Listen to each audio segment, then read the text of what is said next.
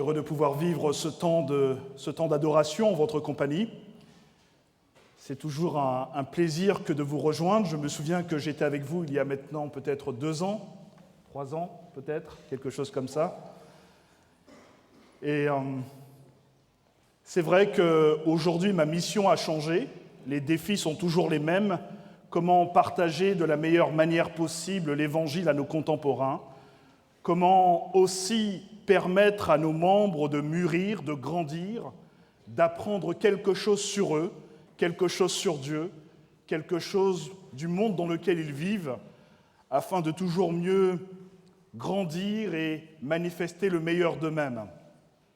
C'est un défi que nous avons à réaliser ensemble dans une société toujours plus complexe, dans des relations toujours plus difficiles à vivre, et dans des désirs, quelquefois, de manifester l'Évangile avec nos propres compréhensions, nos propres histoires, nos propres interprétations.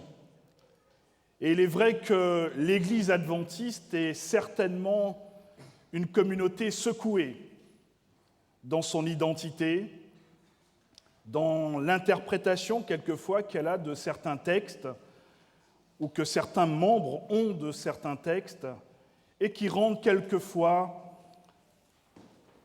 la vie plus intéressante. Mais nous avons besoin, d'une manière toujours plus profonde, de nous unir, de nous réunir autour de ce que nous considérons être le plus important. Ce matin, à travers l'histoire pour les enfants, j'entendais là encore un seul message: l'amour que Dieu a pour l'être humain. Et chaque jour, à travers nos vies, nous essayons de vivre et d'apprendre à vivre en adéquation avec cet amour, avec nos peurs, avec nos craintes, avec nos histoires. Et à travers ce texte ce matin, j'aimerais que nous puissions nous arrêter sur quelques pistes qui me semblent importantes dans mon propre cheminement. Et comme j'ai la possibilité d'être là ce matin, de partager avec vous, et peut-être qu'à travers elles, nous trouverons un point commun pour nous encourager et pouvoir nous dire « Allez, continuons cette marche malgré tout ». La question qu'on peut se poser en lisant ce texte, qui est ce Jésus? Est-ce que c'est un magicien? Est-ce que c'est une espèce de marionnette de Dieu peut-être? Un grand guérisseur lorsque l'on lit le contexte dans lequel s'inscrit ce texte? Est-ce que c'est le petit Jésus que nous connaissons à la naissance? Pour certains même, il n'existe pas ce Jésus et ce texte n'est qu'un ensemble de mythes. Est-ce qu'il reste un prophète, un homme formidable, ou est-ce qu'il est Dieu lui-même? Et d'une certaine manière, si ce Jésus existe et si je lui donne une certaine importance dans ma vie, alors l'autre question est: qu'attend-il de moi? Qu'est-ce que ce Dieu attend de moi? Jean-Claude. Qu'est-ce qu'il attend de nous individuellement? Qu'est-ce qu'il attend de nous en tant que corps, en tant qu'Église? Les auteurs qui s'intéressent au comportement disent qu'il y a 5 injonctions, 5 messages dits contraignants qui conduisent nos vies. Certains les appellent des drivers. Et en arrière-plan de toutes nos actions, de tout ce que nous pouvons dire ou faire, il y a donc ces messages contraignants. Le premier message qu'il soulève est celui-ci. La première injonction: sois parfait. Et la personne qui vit avec cette injonction, ce message impératif en arrière-plan de sa propre vie, cherche à tout faire d'une manière parfaite. Et cet après-midi, lors de la réunion, je vous montrerai de quelle manière se construit notre jugement. sois parfait. Et il arrive que dans notre compréhension de la perfection, nous puissions obliger les autres à vivre de la même manière que nous. Sois parfait dans ta manière de t'habiller. Sois parfait dans ta manière d'être, de parler, de communiquer. Et puis, j'ai observé la manière dont je voulais que mes filles soient parfaites. J'ai 2 petites filles qui ont 9 et 10 ans. Et comme filles, bien entendu, on fait un petit peu plus d'attention. On aimerait qu'elles soient habillées de telle manière, qu'elles s'expriment de telle manière. On s'inquiète un petit peu plus d'elles que si c'était des garçons. À l'école, c'est pareil. Lorsque je vais dans ces conseils de classe, parce que je fais partie du petit groupe là, qui se réunit avec les enseignants, on en dit beaucoup plus sur les filles que sur les garçons. Parce qu'une fille qui sort du rang, c'est pas normal. Un garçon, c'est pas bien grave. Sois parfait. Et chacun est capable de dire à l'autre ce qu'il doit faire pour être parfait. L'autre message contraignant est celui-ci. Dépêche-toi. Fais vite. Je ne sais pas si vous arrivez à comptabiliser le nombre de fois où vous pouvez dire à quelqu'un autour de vous « fais vite dans la journée ». J'amène mes enfants aussi le matin à l'école avant d'aller au travail et je suis toujours en train de leur dire « fais vite ». La société dans laquelle nous vivons demande à tout individu de faire vite. Lorsqu'il faut rendre un dossier, il faut faire vite. En travaillant à la maison d'édition, 1 mois avant que l'école du sabbat ne soit sortie, j'ai des gens qui commencent à nous appeler. Quand est-ce que nous allons recevoir notre guide d'études de l'école du sabbat ? Alors mon assistante qui est un peu fatiguée me les passe et je suis obligé de leur dire « mais nous n'avons pas encore fini le trimestre, attendez !» Tout ce que nous voulons faire ou tout ce que nous entendons bien souvent est fait vite. Et ceux qui ne font pas assez vite sont mis de côté. Il faut faire vite. Parce que celui qui fait l'éloge de la lenteur est celui qui nous empêche d'accomplir ce que nous croyons être important.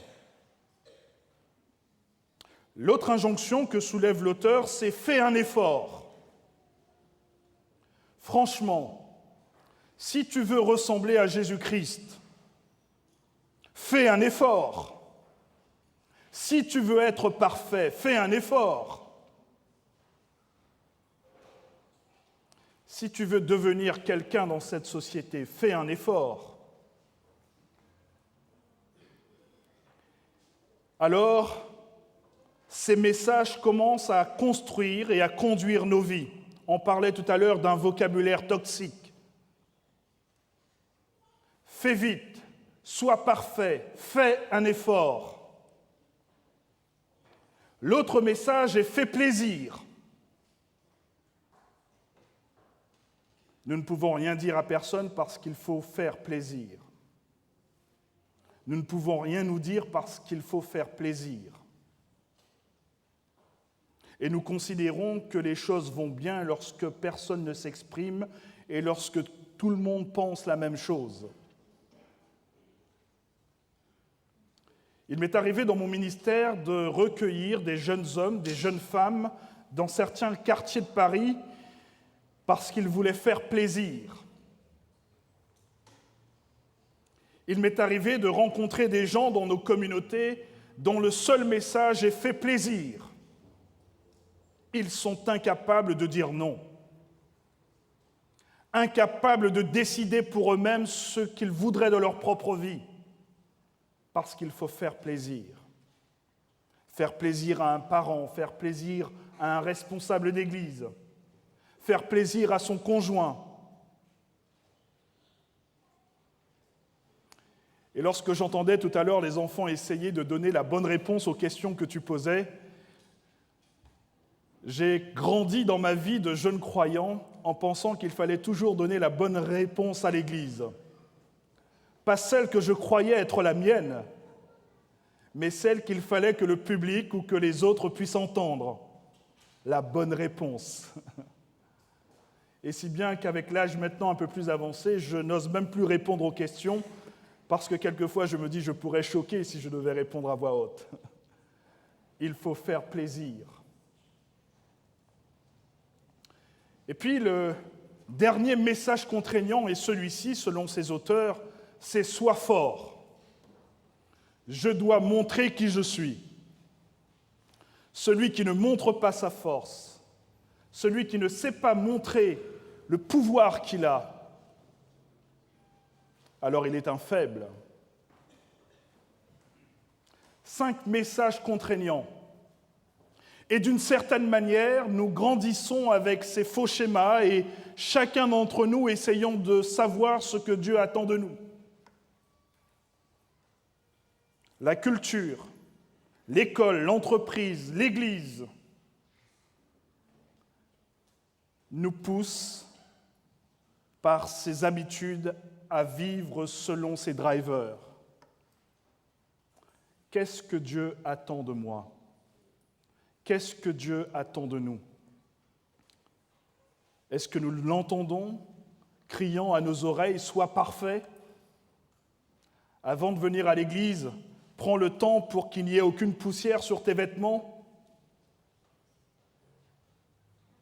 Parce qu'il se pourrait que quelqu'un dise « Regarde, sur ton costume, tu as un grain de poussière » et que tu aies le sentiment de ne pas être parfait ou parfaite.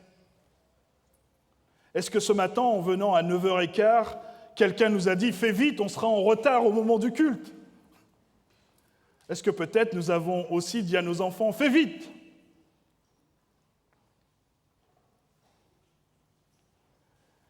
Est-ce que peut-être nous avons demandé à notre conjoint de faire un effort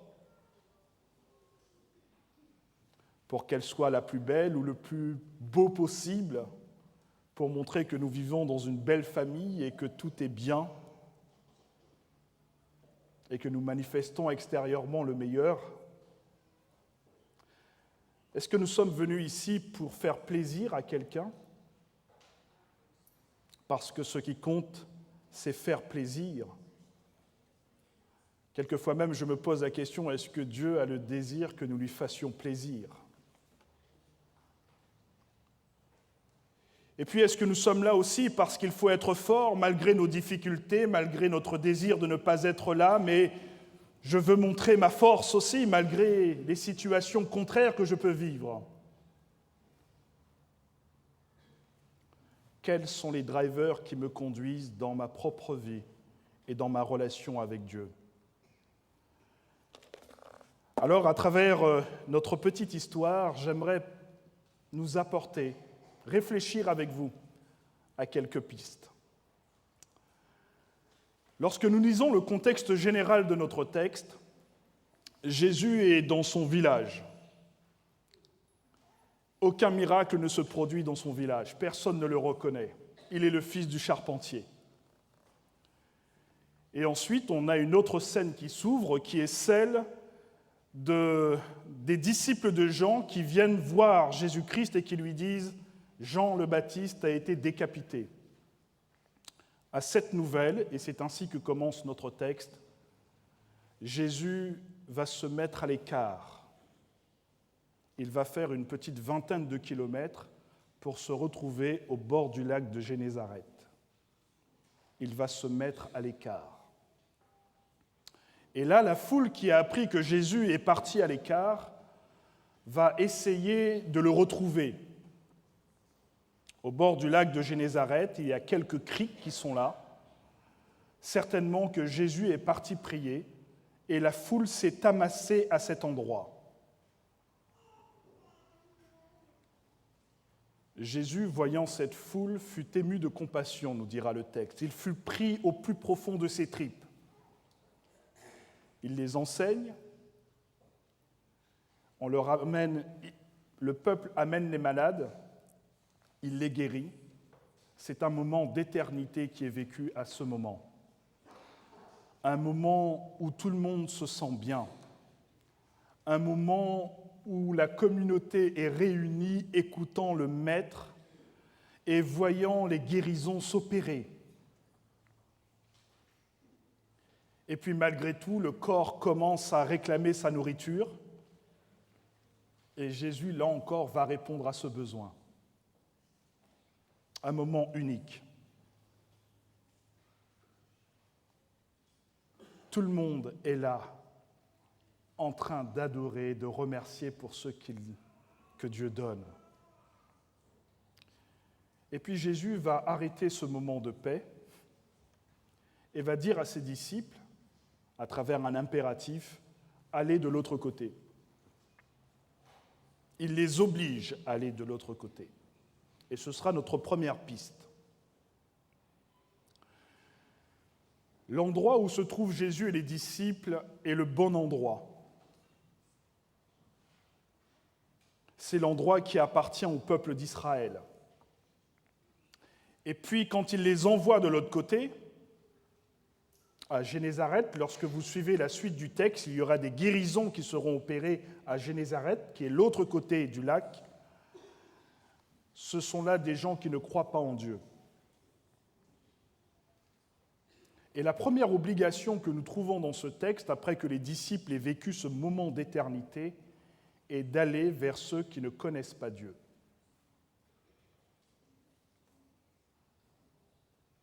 Et au milieu de leur navigation pour aller à cet endroit, le texte nous dira qu'ils sont livrés à la tempête.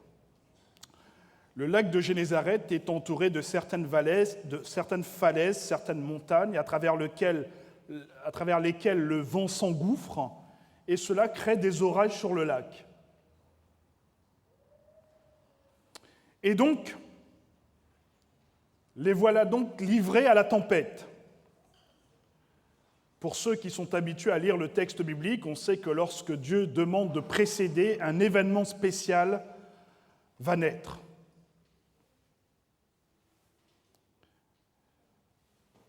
La première chose sur laquelle nous pouvons nous arrêter ensemble, c'est pourquoi lorsque nous vivons avec Dieu ce moment unique,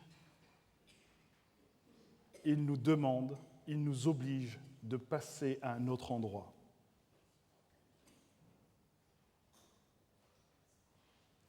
Ils sont en train de vivre une expérience unique dans l'histoire de l'humanité. Des guérisons en grand nombre, de la nourriture qui se multiplie,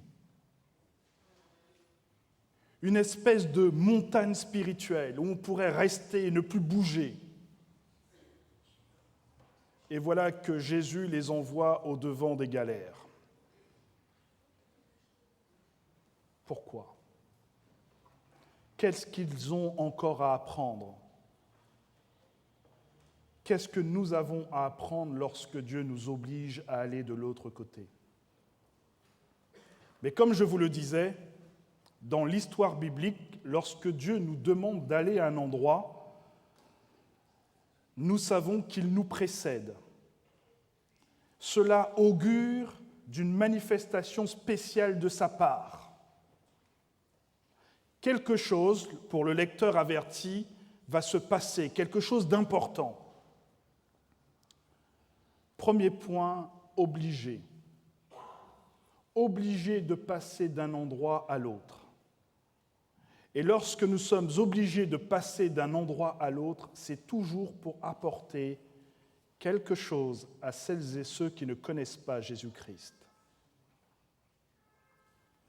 Et dans ce contexte où ils vont rencontrer des personnes qui ne connaissent pas Jésus-Christ, où ils passent de l'autre côté, où ils sortent de ce qu'ils connaissent, de leur religion, de leur conception, de leur connaissance, ils vont vivre une expérience différente. La deuxième piste sur laquelle j'aimerais m'arrêter dans ce texte, c'est la difficulté qu'ils ont de reconnaître ce Christ sur l'eau, à travers la brume. Comme je vous le disais tout à l'heure, nous vivons nous aussi dans une société véhiculant une soupe d'idéologie, avec énormément de ismes, dans lesquels même se trouve le christianisme. Et à travers tous ces ismes et à travers toute cette brume, nous essayons chacun de trouver notre route. Et il nous arrive quelquefois d'avoir du mal même à reconnaître Jésus-Christ. Comme ses disciples. C'est un fantôme. Et ils ont peur. Et nous sommes là, nous aussi, dans cette société, dans ce monde, marchant quelquefois avec la peur de poser un pied devant l'autre. Parce que nous ne voyons pas Christ dans cette brume. Nous n'arrivons pas à le reconnaître. Et qui d'entre nous peut dire qu'il connaît tout de Dieu? Et qui d'entre nous peut dire qu'il n'a jamais peur? Qui d'entre nous peut dire qu'il est assuré dans la connaissance de Dieu? Nous marchons, nous cheminons, nous apprenons. Et ensemble, nous nous encourageons. Parce que dans le fond de notre cœur, nous savons tous que nous sommes faits de la même pâte, celle de l'humanité. Alors nous cheminons, comme ont cheminé nos pionniers, comme ont cheminé ces hommes et ces femmes qui ont cru que cette Église avait un message formidable pour la société.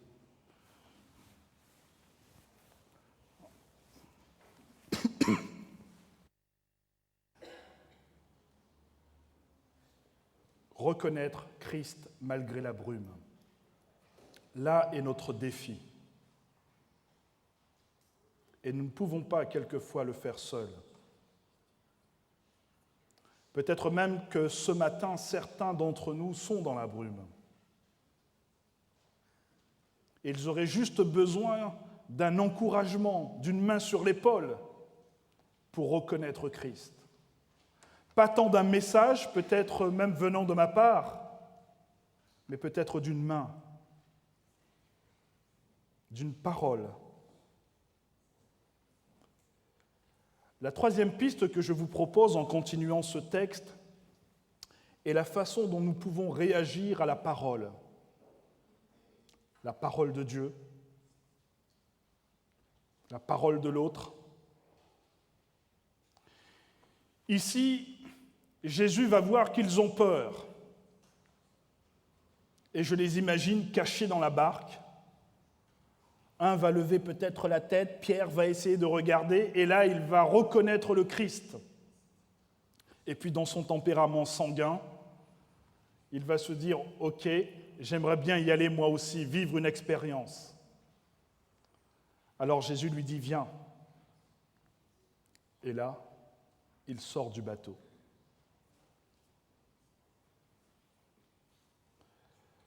Certains auteurs disent qu'il existe, que nous avons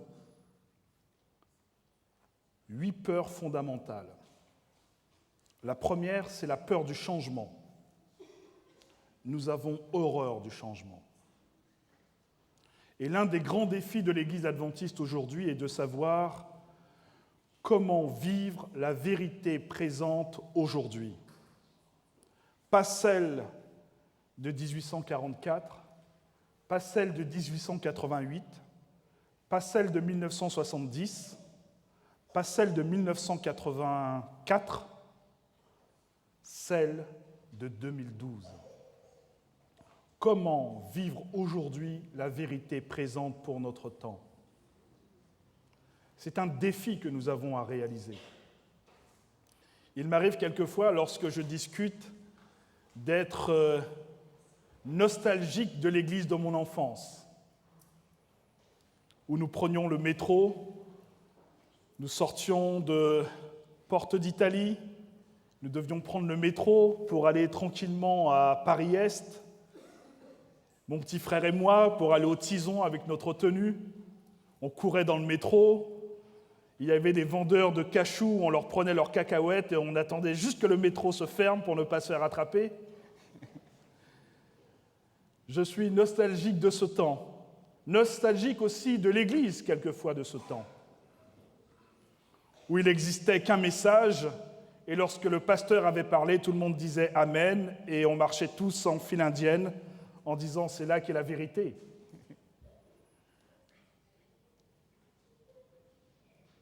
Certains me disent « est-ce qu'on ne pourrait pas retourner à cette église ? Lorsque les pasteurs vous parlaient, chacun dit quelque chose de différent. » Et nous leur disons « mais n'est-ce pas la Bible qui a dit que la connaissance augmentera ? Est-ce que c'est notre rôle de vous dire la vérité, puisque la Bible elle-même dira qu'il viendra un temps où plus personne n'enseignera l'autre ? Parce que chacun grandit, chacun est responsable.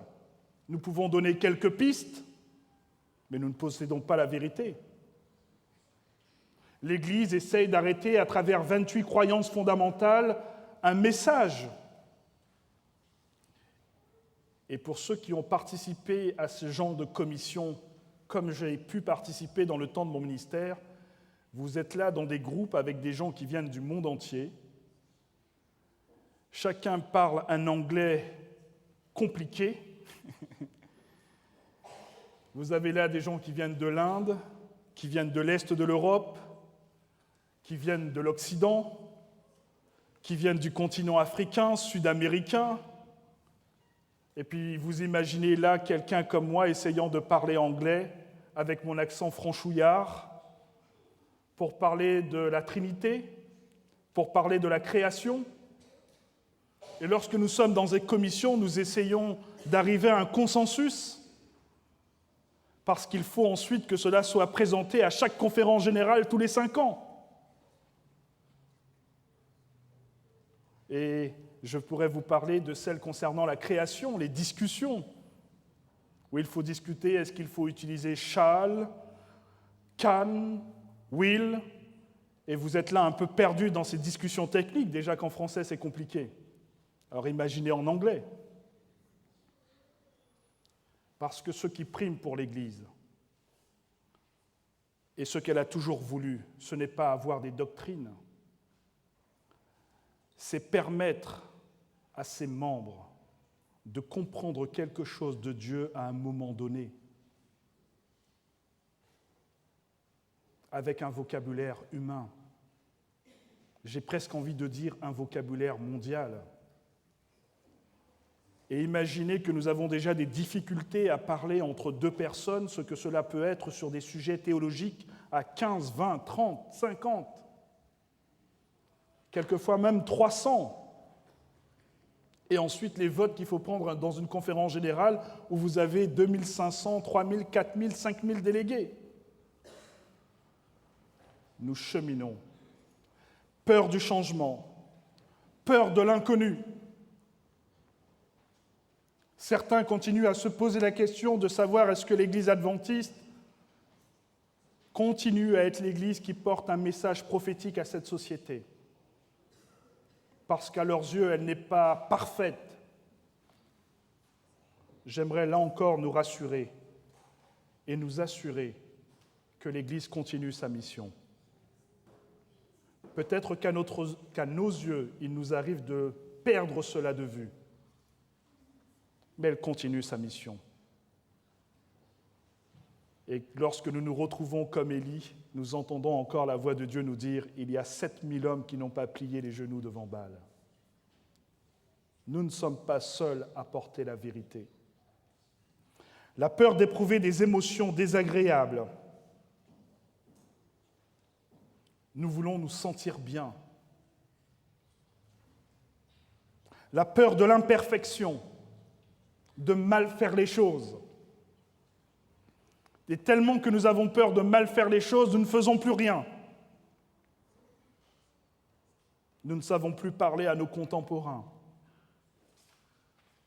La croissance dans nos territoires est d'à peu près 1%.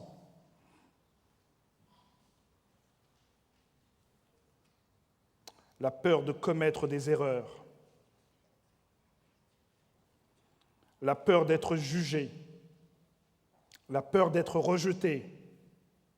la peur même de prendre nos propres responsabilités.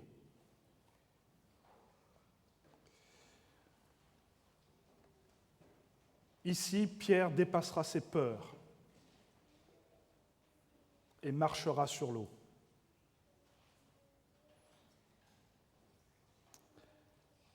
L'autre piste que je vous propose, c'est mettre sa confiance en lui. C'est ce que nous appelons dans notre vocabulaire « avoir la foi ». J'aimerais juste nous rappeler que mettre notre confiance en Dieu crée une zone d'inconfort. Rien n'est comme avant, tout est différent. Je ne suis pas conduit simplement par les messages contraignants que je pouvais avoir. Il y a quelque chose qui me met en inconfort. Les pensées de Dieu ne sont pas mes pensées. Il y a quelque chose aussi qui est lié à ce qu'on appelle une stratégie d'apprentissage. J'apprends. Et cela crée des frustrations. Chaque apprentissage crée des frustrations parce que vous pensiez connaître, vous pensiez savoir, et vous vous rendez compte que vous ne savez pas et que vous ne connaissez pas.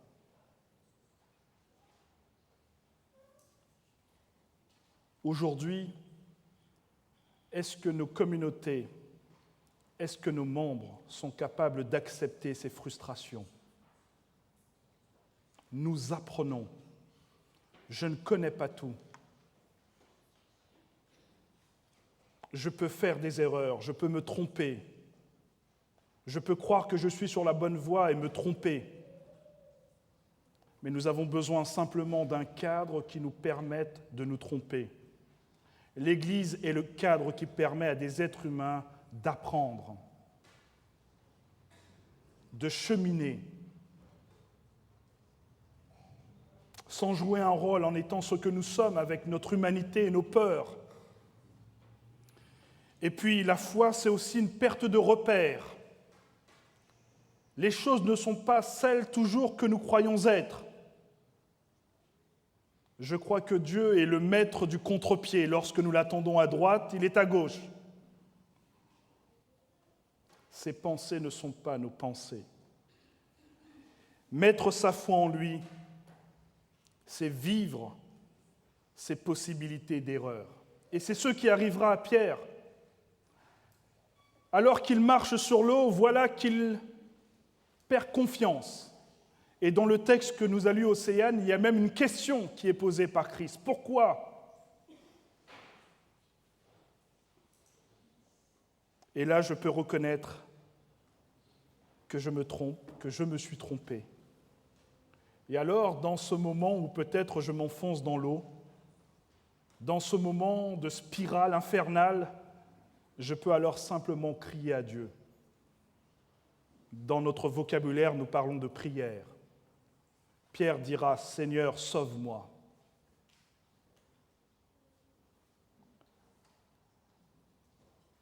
Seigneur, sauve-moi. Cela peut être notre prière, notre seule et unique prière de toute notre vie spirituelle. Seigneur, sauve-moi. Seigneur, viens au secours de mon incrédulité. Et même là, le miracle se produit. La perfection va se trouver dans un endroit où nous pouvons crier « Seigneur, sauve-moi ».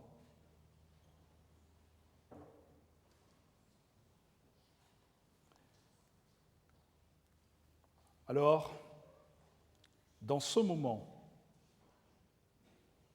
la main va être tendue. Jésus va sortir Pierre qui est en train de se noyer et lui offrira ce que nous appelons dans notre vocabulaire la grâce. Viens. Il ne peut pas avoir de grâce si je ne me trompe pas, si je ne fais pas d'erreur. Il ne peut pas y avoir de grâce si je pense que ce que je fais est la vérité. Et les discussions éthiques aujourd'hui nous obligent, nous aussi, à continuer notre réflexion. Nous cheminons, nous apprenons.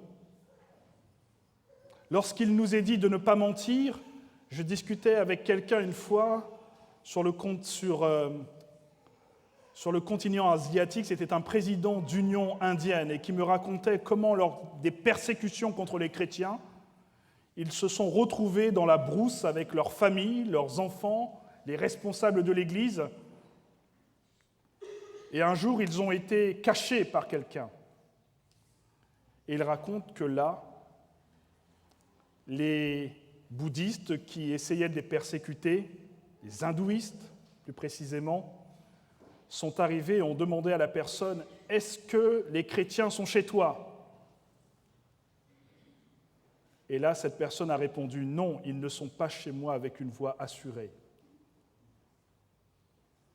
Et il raconte qu'il a été sauvé par un mensonge.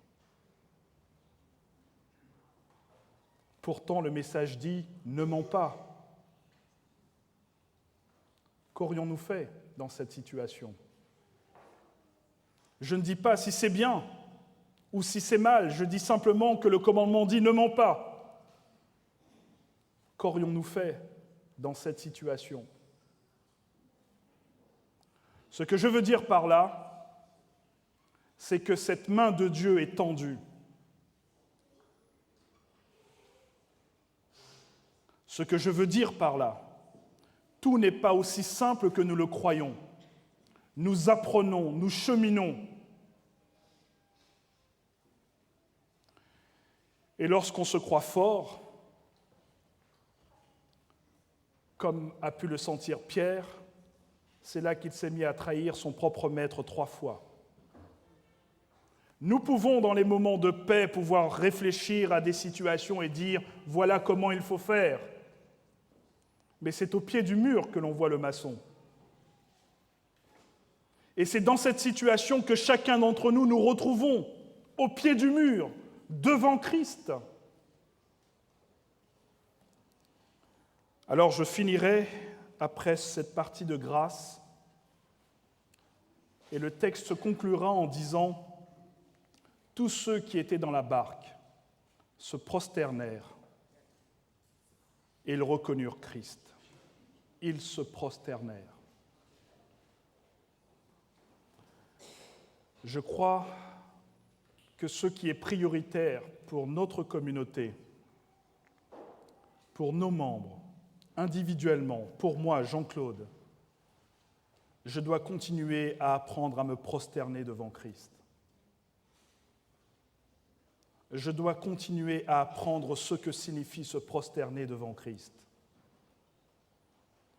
Et je dois être sincère que je ne suis qu'au début de ce chemin. Encore des auteurs parmi nous ont dit que nous aurons toute l'éternité pour apprendre ce que cela signifie. Nous apprenons. Nous essayons de comprendre quelque chose de Dieu. Parce que je ne sais pas encore et j'apprends chaque jour à comprendre ce que signifie donner la première place à Dieu. C'est ce que signifie se prosterner. Et alors qu'ils se prosternent, le vent va tomber. Ils vont se retrouver de l'autre côté, à Génézareth, dans la patrie des païens, dans la patrie des sans-dieux. Et le texte nous dira que des guérisons vont se produire à cet endroit. Ils amèneront leurs malades et les malades seront guéris. Je prie Dieu et je demande à Dieu que nous apprenions chacune et chacun à traverser nos lacs de Génézareth. Que nous apprenions à nous concentrer sur ce qui est essentiel. Apprendre à reconnaître la personne de Christ. Apprendre ce que cela signifie reconnaître Christ dans notre brume. Ce que cela signifie de le voir. Ce que cela signifie de quelquefois accepter de se tromper et de dire « Seigneur, sauve-moi ». Peut-être que c'est le seul cri de notre cœur que Dieu attend de nous. Alors, je nous encourage en tant que communauté à continuer à nous encourager, à nous unir, à ne pas nous juger, mais à nous encourager, parce que le chemin que nous avons à vivre ensemble est compliqué, il est complexe, mais nous sommes assurés que Dieu nous a précédés et qu'il prépare un peuple qui pourra le rencontrer, qu'il prépare un peuple d'hommes et de femmes venant de toute nation, de toute tribu et de toute langue, qui pourront être dans la joie et à qui il pourra dire « Viens, bon et fidèle serviteur ». Encourageons-nous et fortifions-nous dans ce qui est essentiel. Amen.